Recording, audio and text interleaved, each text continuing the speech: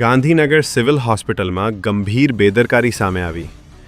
Gandhinagar civil હોસ્પિટલમાં દર્દીઓની સારવાર બાબતે મોટી બેદરકારી સામે આવી છે.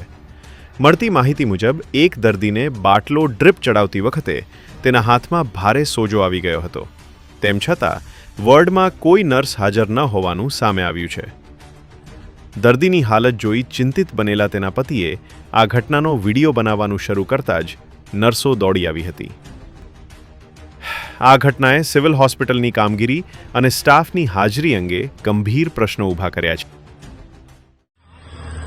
ગાંધીનગર સિવિલ હોસ્પિટલની અંદર નીતાબેન ભીખાભાઈ રાવણને એડમિટ કર્યા હતા.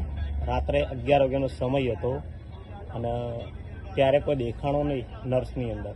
તો મેં ઘણા બધા રૂમમાં તપાસ કર્યા, નર્સ મળ્યા નહીં.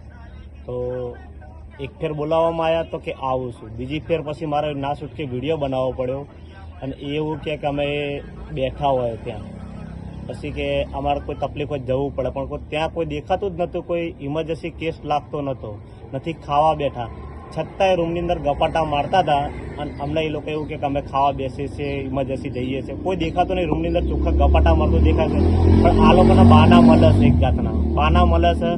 બસ પબ્લિકના આ તો સારું હતું, કોઈ નોર્મલ હતું, કોઈ મરી જાત તો શું થાત, આની જવાબદારી કોણ લે? ભ્રષ્ટાચાર ચાલે છે.